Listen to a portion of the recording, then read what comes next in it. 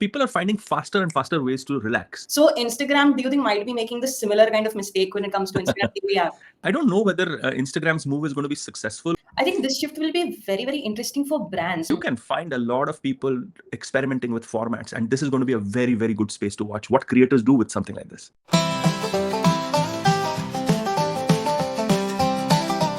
You know, the world's biggest copycat was Apple at a point in time, and Microsoft, because they both copied from Xerox, if I'm not mistaken. But that title has been taken over by Instagram of late because it copied TikTok, right? To make sure that it got into video. Before that, it copied Snap with its stories. So Instagram is the original copycat, and today I think it's trying to copy YouTube again. So the CEO of Instagram, Adam Mosseri, has recently announced that they'll be launching perhaps soon Instagram TV app. So they haven't shared the details, and it's kind of in the works right now. Perhaps it's in the stealth mode, or they're not sure, or they're just trying to gauge what the market sentiment is towards this app. But I think this will be a very big shift because now Instagram is getting out of that social media zone and it's competing with the content platforms like YouTube, Netflix. It's basically vying or fighting for the eyes at night, for the couple's night out or the family nights that you watch on TV. So, I mean, it's a very big shift when it comes to something that Meta has been doing, because it's been, I mean, Meta hasn't done something this kind of rebellious or revolutionary since Facebook came into the picture. What is really interesting is that Instagram has tried to get into this sort of space before, and it has failed with IGTV, right? Yeah. It didn't work. So this shift from, let's say, social media to interest-based media hasn't really worked for them. This reminds me of Google, for instance, because Google has always tried to get into the social media space, has always failed. So then they acquired YouTube, which was not social media, but at least in that kind of adjacent space, which allowed them to get into the whole world of content. Yeah. I don't know whether Instagram's move is going to be successful or a failure, but it might represent a few opportunities that we can look at. Yeah. First, I'd like to understand from you, why do you think IGTV was such a big fail? I think IGTV was such a big fail because it was not really contributing to the Instagram platform at that point in time. I think Instagram was like, it's the cult of personality. So when you look at the cult of personality, you had carousels and you had basically people trying to show off their holidays and stuff like that over there, or their photography skills. Yeah. IGTV was a leap too far because what it was trying to do was create a new form of content, which was not really, something that Facebook is famous for or Meta is famous for. They are not first movers. So they tried to move, get that first mover advantage. But if it's not in your DNA, it's not going to work. So it didn't work for them. Now they have understood that maybe the space has matured and maybe YouTube has proven the business case for them. So why not get into it? Yeah. So was it because the space was so premature at that time, or was it because Instagram was more known for the short form content and IGTV was long form? No, I think it's all about branding, Jahnavi. So the Instagram brand has not been known for where you're consuming content from. I still think that is going to be a problem for Instagram this time around too. Because if you go on Instagram, you are not going to really get the same kind of richness of content which you are expecting from a TikTok or a YouTube, right? Because they're clearly interest-based media, which are getting into short form content, while Instagram is desperately trying to move it from this side of the fence. And especially when you look at it now, look at the direct competitor that Instagram will try to replace, right? So that's YouTube Shorts, because it's not YouTube podcast or YouTube long form content. It will be YouTube Shorts primarily. And so obviously Google has not given any numbers on what the YouTube short view rate is on television, even though YouTube itself has half of its traffic coming from the TV, but not the shorts. They've given a very arbitrary figure of 75% increase in 1 year. But for a company like Google, the 75% figure in itself that has billions of users every day, right, is a very indicative factor that the baseline is very small. Right, so the adoption for shorts on TV is not already rapid, and think about the consumer behavior also. You might not want to watch shorts on television. It's this is something that you do with your family or you do with your whatever. It's a community time. It's a family time. So shorts are just what 8-seconders, 30-seconder clips which don't retain you, which don't bring out any emotions, don't bring out any community angle. So Instagram, do you think might be making this similar kind of mistake when it comes to Instagram TV app? I think, first of all, Jahnavi, what we must understand that we're not only talking about India for Instagram, right? So it's also TikTok and it's not just YouTube. What we are definitely seeing is a strange kind of midway behavior, wherein people are definitely using the bigger screen for YouTube to see stuff as a family or see it on the TV. Maybe that's what connects it to family, but also going into bedrooms now. So instead of seeing a Netflix show or something like that, or their smaller bedroom TV, what couples are doing is possibly seeing TikTok reels together to wind down, or YouTube shorts to wind down. So I think that might be a space that Instagram's actually interested in. I don't think that they will make that grand leap of making short shorts type content into the living room. I don't think even YouTube has succeeded in that, but I think certainly the place wherein the place is the bedroom here.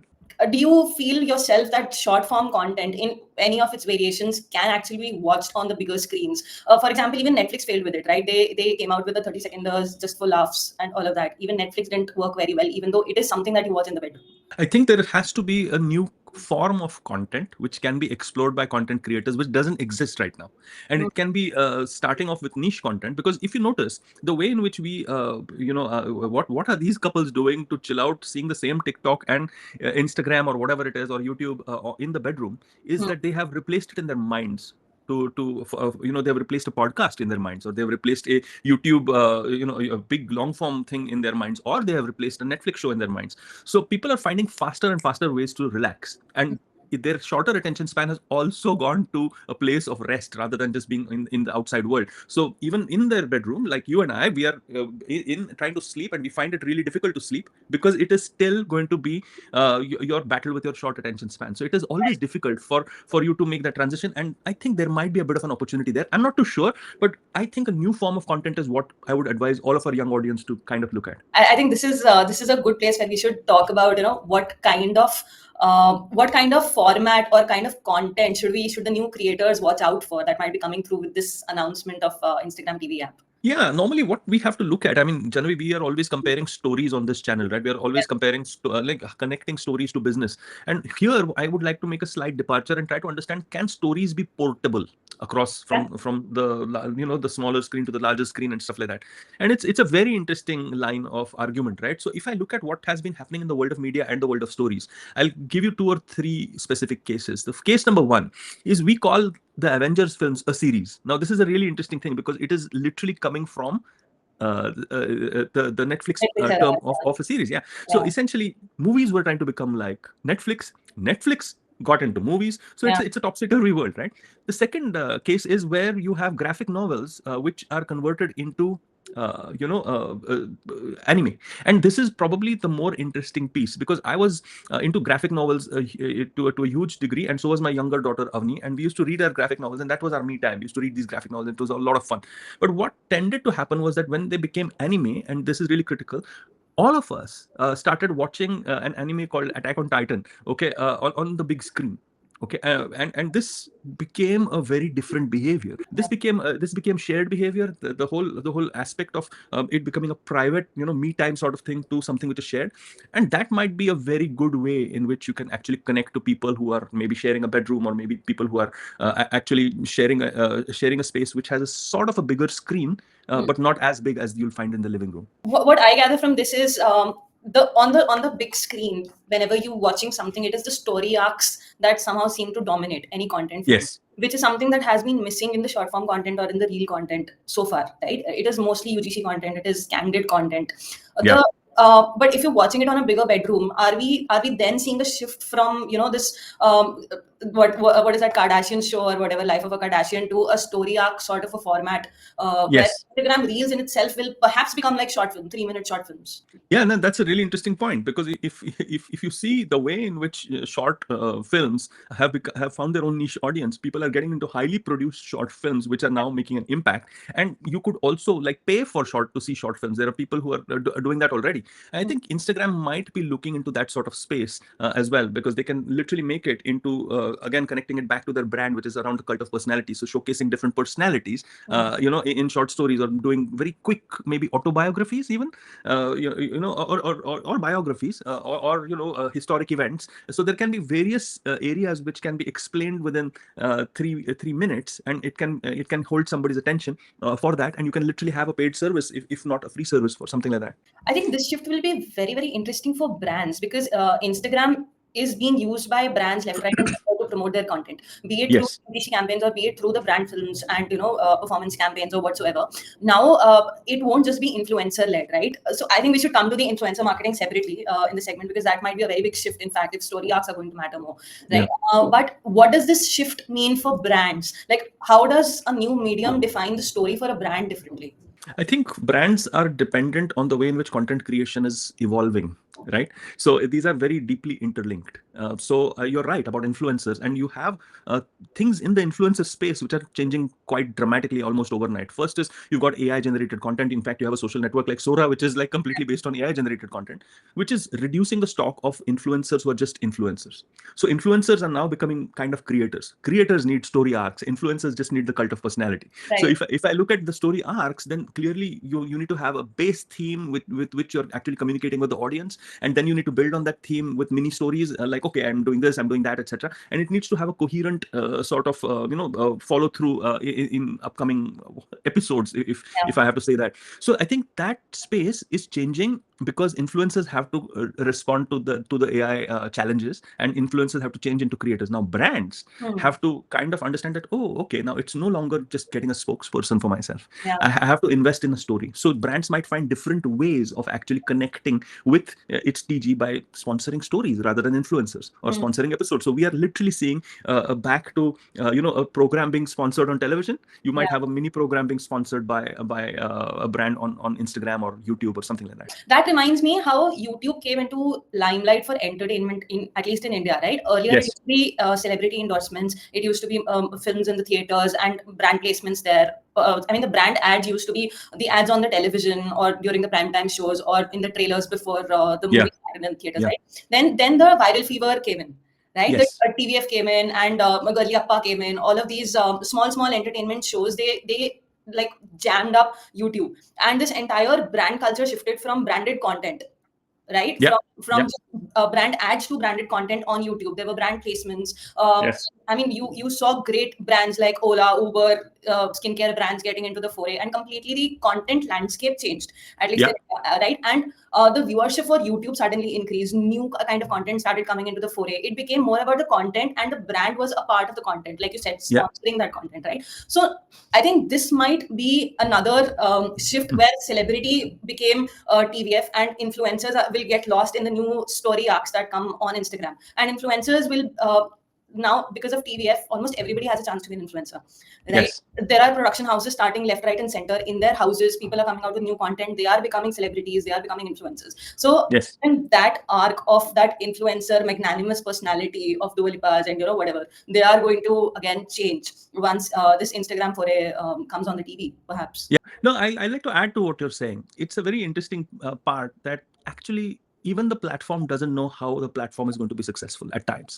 Like YouTube, for instance, started off as a dating service. Did you know that? So Yeah. YouTube literally started off as a dating service, and then it suddenly pivoted to YouTube being this all-purpose generic platform. So YouTube was Tinder before Tinder became Tinder, and so it changed its ways because creators found a different way of using YouTube, which has always been evolving. So we don't even know how the creators of the future are going to actually create stories, brand new stories, or going to subsume whatever they're doing on other platforms into something like this. Like, for example, if you look at Andrew Schultz, the stand-up comedian, in COVID he did something significant. He literally instructed the audience that he was targeting to flip the phone, okay, and say, Okay. hey, okay, now flip the phone and see this. And because he had charts and stuff like that that he was going to talk about, and that was literally changing user behavior at a very visceral physical level. You Hmm. can find a lot of people experimenting with formats, and this is going to be a very, very good space to watch what creators do with something like this. So I have one question right now. Reels or even the YouTube Shorts, right? They are used more as a discovery platform. So Yes. they are distribution channels basically. You put out the reel, you put out a number of reels because if people like your first or second reel, they'll come to your profile Yes. and follow you. Now on Yes. TV, something like that is very difficult. Right, Yes. because it's easier to scroll, or you don't even have to scroll. It's auto scroll. It keeps on happening. So it is a lot of friction, going on that profile with that remote and checking out that profile. Yeah. You Yeah. won't do that. So if reels or shorts are moving away from the discovery, right? Again, my question: what does that mean for the brands? What does that mean for the creators? It does it just then become about the content? Because if nobody's coming to your profile to watch your profile. I think that, again, let's understand the context in which this scrolling happens. I think you get naturally tired when you're and about to sleep in the bedroom and you're scrolling. Your sense of discovery also kind of calms down. So in that case, you're just trying to see, you're trying to sleep, you're trying to do something. So it's what I call secondary attention. It's not primary attention. You're just trying to scroll to see something to kind of chill you out, mellow you down, relax, and go to bed. I think that if you look at that as the initial use case, I'm not saying that that is going to be the overall use case, but if you look at that as the initial use case, discovery is going to get lesser and lesser important. What I think will be important is continuity. So I think that continuity would be, look, wait, I'm going to see these 10 reels from this creator who's created these stories. So I might be listening to the biographies of various political leaders across the ages or something like that, and that's what I'm saying, right? And that might be a very, very interesting way to look at this content. Right. So the foray from virality might just shift to the consistency of brand. What you I'm stand telling you, I came for. across this term recently. Have you heard of fungal growth? I Yeah. know it sounds gross, but fungal growth, right? So from viral growth to fungal growth, I think that is, we are all trying to slow it down because we realize that fungal growth actually means more engagement. My God, this is getting more and more disastrous as I picture it, but it means more engagement, and therefore it means more connect with the community. I do hope that people come up with a new metaphor, but viral wasn't so bad, so maybe fungal is what will pick up. As long as it's not bacterial. Oh God, yes. Yes, as long as it's not bacterial. Right. Yeah. So I guess we can wrap up with what are the takeaways, what are the opportunities in this land grab that's going to happen once Instagram launches its app. I got this is getting more and more disastrous as I picture it. But it means, I think if you're a young, ambitious person looking at an opportunity like this, first of all, try to figure out yourself as a creator. You may not be a creator, but try to be a creator and see what kind of opportunities exist. And then some bright spark might hit your mind, and you might just shift from your corporate job or whatever to doing a side hustle, which might turn out to make you a creator. So that's one. The second thing which is important is to look at how existing really intelligent creators are trying to use this. The normal thing, Janavi, what we see is that if a new medium comes up, people try to replicate the earlier medium. So when radio shifted to television, television did not know. So they had radio heads who were speaking as if they are on radio, and then it worked. And so when the internet happened, people tried to replicate the television or the newsprint or the newspaper, and then it slowly over a period of time evolved. So do not judge the first people who are actually trying to. So you can figure out, okay, are they just trying to port from an old medium to a new medium, or are they looking at this new medium differently? I Yeah. think therein lies the magic I over think here. this will be the return of the wine culture, right? Oh, okay. I think so. It could very well be. It Yeah. could very well be. But I think we might be putting a little too much stock into Instagram. I don't know whether they will succeed. I think what can be important is the takeaway, which can go beyond Instagram, right? We always have to look out for these new things, these new platforms, and see the opportunities they represent for a creator. I think that's the takeaway I would say.